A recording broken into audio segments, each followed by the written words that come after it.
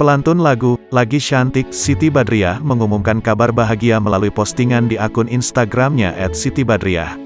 Ia hamil anak pertama. Kehamilan itu merupakan penantian Siti Badriah bersama sang suami Krisdiana Baharudin, sejak mereka menikah pada tanggal 25 Juli tahun 2019.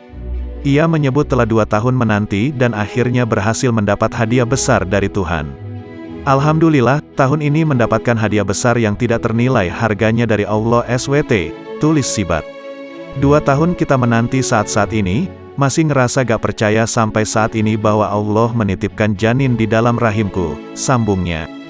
Sibat pun meluapkan perasaannya dan rasa syukurnya karena akhirnya hamil. Akhirnya aku merasakan apa yang aku ingin sekali rasakan selama ini. Terima kasih ya Allah, tulis Sibat. Unggahan ini pun menuai ucapan selamat dari netizen dan rekan sesama artis.